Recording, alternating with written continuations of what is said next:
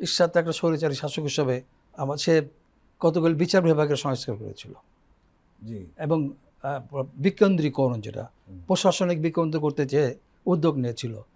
এবং এই যে বিচার বিভাগের বিকেন্দ্রীকরণ, সে মনে করছিল যে একদম জনগণের দোরগোড়ায় বিচার নিয়ে যাব। কিন্তু যখন বিএনপি আবার যখন ক্ষমতা আসলো, তখন কিন্তু ওটা তারা রাখলো হয়ে না। গেল। আমার কথা হলো, যদি ওই বিকেন্দ্রীকরণের মধ্যে কোনো ত্রুটি থাকে, সেটা সংশোধন করে ওইটাকে যদি রাখা যেত এবং যদি সত্যি জনগণ বিচার বিভাগে বিচার পাওয়ার উপকৃত হতো, রাখলে অসুবিধা ছিল না।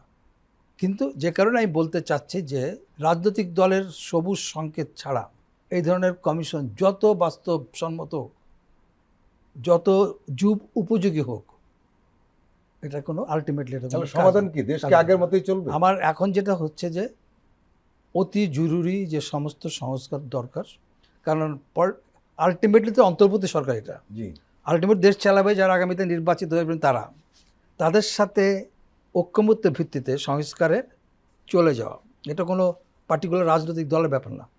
এখন বিএনপি মেজর পলিটিক্যাল পার্টি, সেই হিসাবে তার প্রতি হয়তো সবার একটাই থাকে যে ওদের মতামতটা ইম্পর্টেন্ট। তাদের মতামত নেই, সবার মতামতে ঐক্যমত্যের ভিত্তিতে আমার মনে হয় এই সরকার মিনিমাম যেটা দরকার। আর একটা যেটা ইম্পর্টেন্ট জিনিস, আপনি যত কমিশন যত সংস্কার করা হোক না, আমি যেটা বলি মাইন্ডসেট, রাইট মানসিকতা।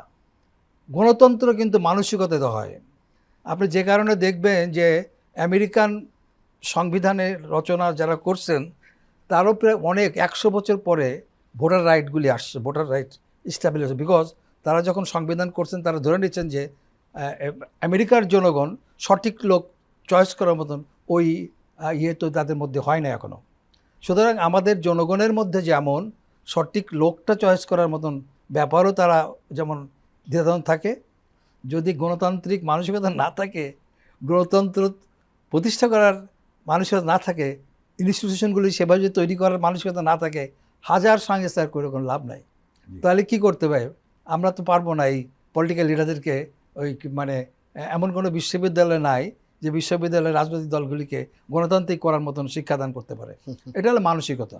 এই মানসিকতা যতক্ষণ তো আমাদের রাজনৈতিক দলগুলো লালন না করছে ততক্ষণ। আর ওয়েস্টমিনিস্টার স্টাইল ডেমোক্রেসি, এখানে ধারণাই করা হচ্ছিল যে বাংলাদেশ স্বাধীন হওয়ার পরে এটা হবে, কিন্তু দেখা গেল যে না, সেটা দূরের কথা, একদলের শাসন হয়ে গেছে, একেবারে উল্টো। শুরুতেই সেটা হয়েছে। জি জি সুতরাং আমাদের রাজনৈতিক দলগুলি এবং জনগণের মধ্যে ওই মানসিকতা তৈরি করাটা এখন জরুরি হয়ে পড়ছে।